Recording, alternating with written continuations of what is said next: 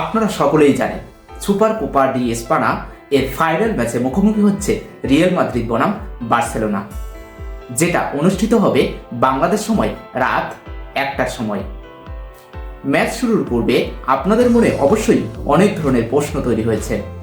কোন দল জিততে পারে এবং কোন দল হারতে পারে, এবং বাংলাদেশে রিয়াল মাদ্রিদ এবং বার্সেলোনার অনেক সাপোর্টার রয়েছে, সেটা আমরা সকলেই জানি। সকলের মধ্যে একটা তর্ক বিতর্ক অবশ্যই সংগঠিত হবে।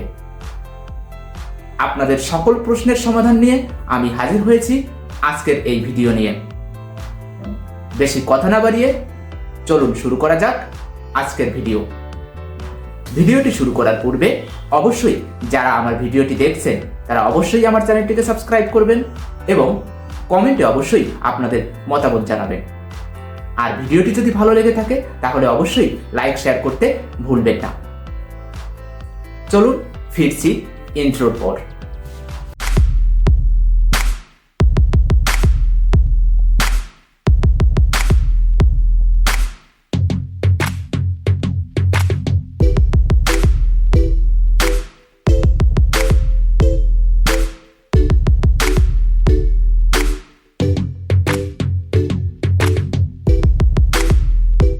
এল ক্লাসিকো মানেই টান টান উত্তেজনার একটি ম্যাচ আমরা সবসময়ের জন্য ডিজার্ভ করি। বিগত সকল পারফরমেন্স বিবেচনায় বার্সেলোনা এবং রিয়াল মাদ্রিদ নিঃসন্দেহে ভালো ফর্মে রয়েছে।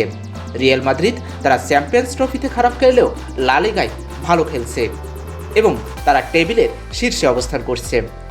অন্যদিকে বার্সেলোনা দুর্দান্ত ফর্মে রয়েছে সকল প্লেয়ার। পূর্বের সেমিফাইনালের ম্যাচ বিবেচনায় 2 জন প্লেয়ারের উপর সকলের নজর থাকবে, রিয়াল মাদ্রিদের জুড বেলিংহাম এবং বার্সেলোনার লামিন ইয়ামাল।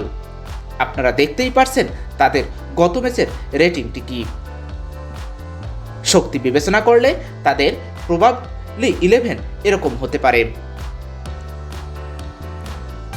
তাদের উভয় দলেই যথেষ্ট ভালো প্লেয়ার রয়েছে এবং তারা দুর্দান্ত ফর্মে রয়েছে। সামনের ম্যাচে সোফা স্কোরের প্রবাবলি 11টা এমন হতে পারে। সোফা স্কোর তারা উইনিং রেশিও বিবেচনায় রিয়াল মাদ্রিদকেই এগিয়ে রেখেছেন, কিন্তু খুব বেশি পার্থক্য দেখা যায়নি। রিয়াল মাদ্রিদ তারা 7.45 এবং বার্সেলোনা 7.14।